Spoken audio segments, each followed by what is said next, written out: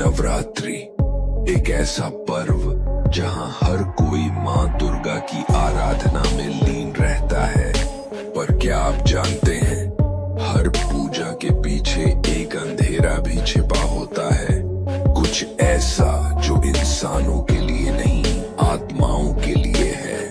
कहा जाता है गांव के बाहर एक हवेली मंदिर है जहां देवी की टूटी हुई मूर्ति रखी है। सालों से वहां कोई पूजा नहीं करता, क्योंकि आधी रात को उस जगह से सिर्फ मंत्रोच्चारण ही नहीं, बल्कि औरतों की चीखें और ढोल नगाड़ों की भयावह धुन सुनाई देती है। इस बार नवरात्रि पर एक लड़की ने उस हवेली के दरवाजे खोल दिए और उसके बाद जो हुआ उसने पूरे गांव की रूह कांप दी। एक छोटा सा गांव था जो चारों ओर हरे भरे खेतों और आम के बगीचों से घिरा हुआ था।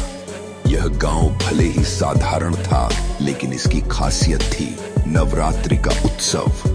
हर साल नवरात्रि शुरू होते ही पूरे गांव का माहौल बदल जाता। गलियों में झालरों और रंग बिरंगी लाइटों की सजावट होती, चौपाल पर बड़ा पंडाल सजता और सुबह शाम घंटे घड़ियाल की गूंज से वातावरण पवित्र हो जाता। गांव की औरतें सुबह जल्दी उठकर स्नान करती, लाल चुनरी पहनकर माता के मंदिर में एकत्रित होती और पूरे भक्तिभाव से आरती गाती। बच्चे ढोलक की थाप पर गरबा और डंडियां सीखते, जबकि बुजुर्ग चौकीदार की तरह पंडाल पर बैठकर प्रसाद बांटते। हर दिन देवी के अलग रूप की पूजा होती और ग्रामीण पूरे अनुशासन से व्रत रखते। नवरात्रि की रातों में पूरा गांव जगमगाता। खेतों से लौटते किसान भी पूजा में शामिल होते और ढोल मंजीरे की आवाज दूर तक सुनाई देती। ऐसा लगता जैसे गांव नींद भूलकर माता की भक्ति में डूब गया हो। गांव के बाहर एक सुनसान जगह पर एक पुराना जर्जर हवेली मंदिर खड़ा था। समय की मार ने उसकी दीवारों को काला और दरारों से भरा बना दिया था। टूटी हुई छत से बरसात का पानी टपकता और अंदर फैली नमी से वातावरण हमेशा सीलन भरा रहता। इस मंदिर में कभी भव्य पूजा होती थी, देवी का विशाल दरबार सजता था और दूर दूर से श्रद्धालु दर्शन के लिए आते थे। लेकिन आज वहां सिर्फ टूटी फूटी मूर्तियां और बिखरे पड़े फूल मालाएं ही दिखाई देती थी। देवी की मूर्ति का चेहरा भी आधा टूटा हुआ था, मानो किसी ने जानबूझकर इसे विकृत किया हो। भक्ति और डर, आस्था और रहस्य दोनों साथ साथ चलते। यही इस छोटे गांव की नवरात्रि को अद्भुत और रहस्यमयी बना देता था। गांव के बुजुर्गों का कहना था कि 100 साल पहले यहाँ नवरात्रि के दौरान बलि प्रथा को लेकर भयानक विवाद हुआ था। कहा जाता है कि उस समय गांव वालों और एक साध्वी के बीच टकराव हुआ। साध्वी ने बलि का विरोध किया और इस स्थान पर पूजा रोक दी गई। उसी दिन से यह हवेली मंदिर वीरान हो गया। गांव में मान्यता है कि नवरात्रि की रातों में आधी रात को इस हवेली से अजीबोगरीब आवाजें आती हैं। कोई कहता है कि उसने ढोल नगाड़ों की गूंज सुनी है, तो कोई बताता है कि औरतों की चीखें और सामूहिक चिल्लाहट उसके कानों में पड़ी। कई लोगों ने यह भी दावा किया कि मंदिर के दरवाजे अपने आप खुल बंद होते हैं और टूटी मूर्ति की आंखें लाल चमकने लगती हैं। यही कारण है कि नवरात्रि जैसे बड़े पर्व में भी वहां कोई पूजा नहीं करता। गांव वाले दूर से ही हाथ जोड़ लेते हैं, लेकिन उस ओर जाना तो दूर, झांकने तक की हिम्मत नहीं करते। बच्चे जब गलती से खेलते खेलते उस दिशा में चले जाते तो उनकी माताएं उन्हें तुरंत वापस बुला लेती। रात में जब ढोल और नगाड़ों की आवाजें सुनाई देती तो पूरा गांव सन्नाटे में डूब जाता।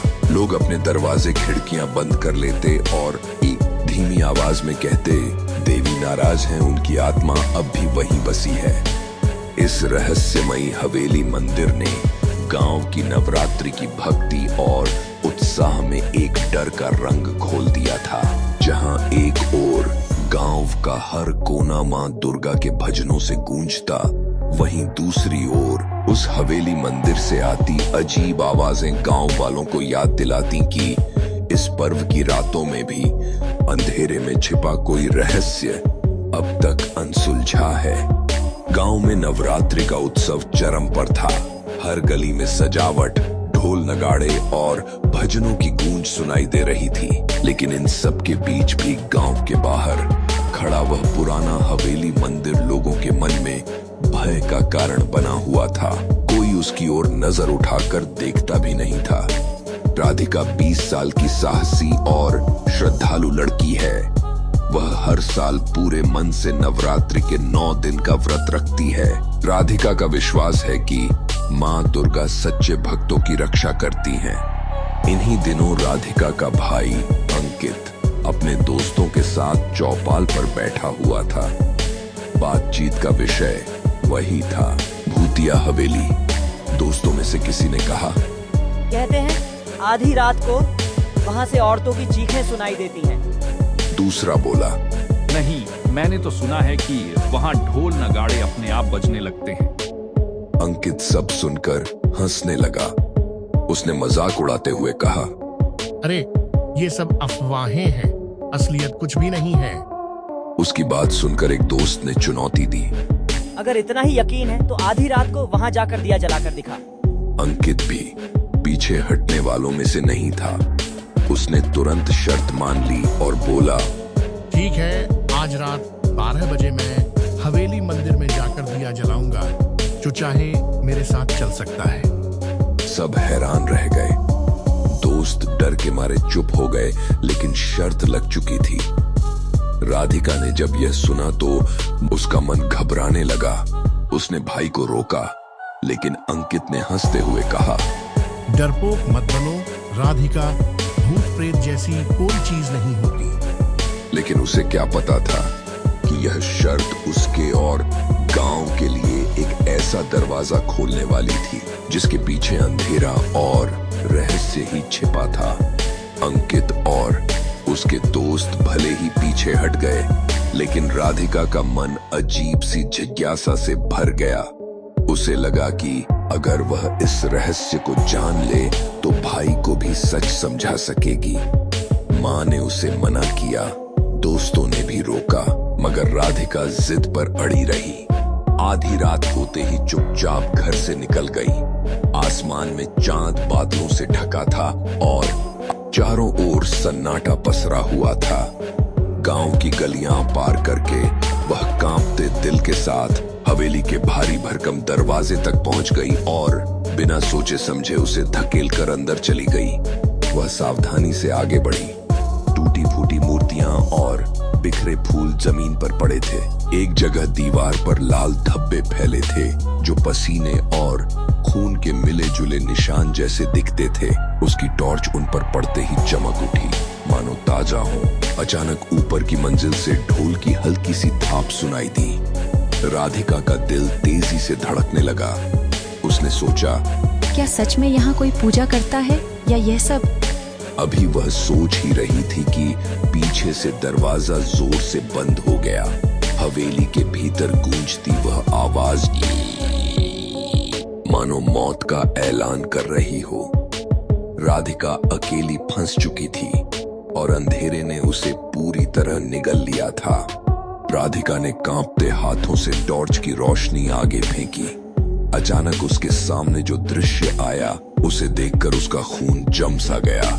दीवारों से झड़ते प्लास्टर और मकड़ी के जालों के बीच जमीन पर टूटी फूटी मूर्तियां बिखरी पड़ी थीं। किसी की आंखें गायब थीं, किसी का हाथ टूटा था और कुछ मूर्तियां अधजली सी लग रही थीं, जैसे किसी ने उन्हें जानबूझकर नष्ट किया हो। मूर्ति के टुकड़ों के बीच कुछ खून से सने कपड़े पड़े थे।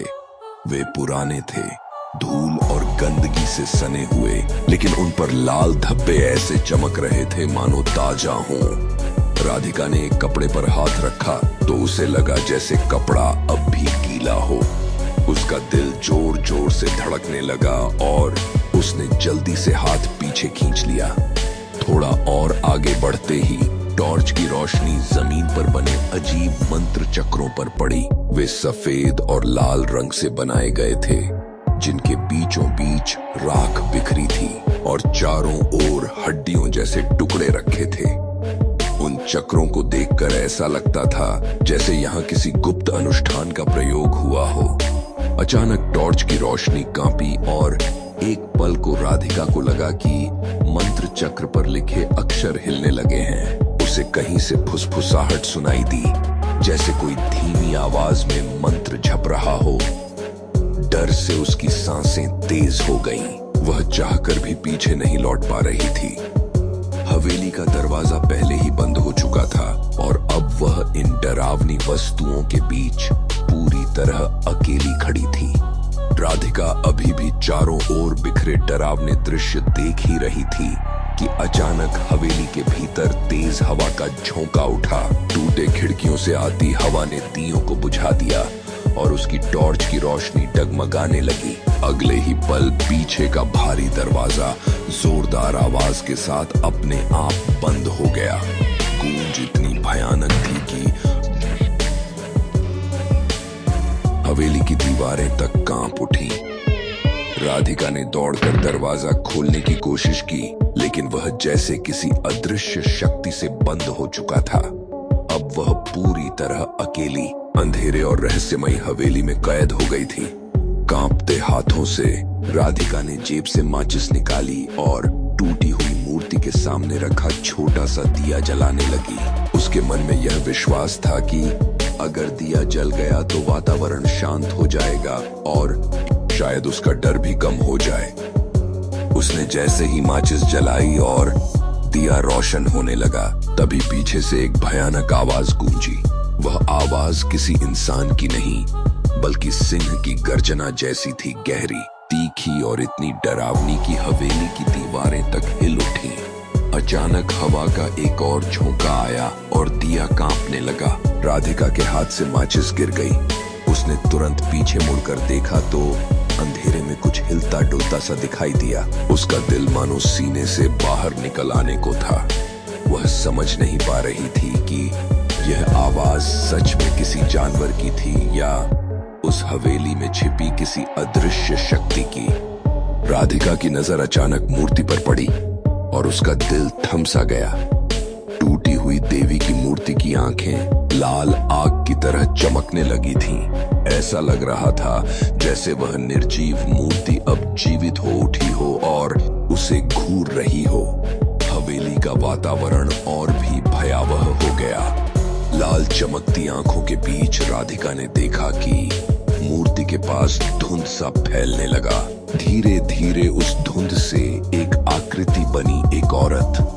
उसके शरीर पर सफेद साड़ी लिपटी थी, बाल बिखरे हुए और चेहरा गुस्से से तमतमाया हुआ।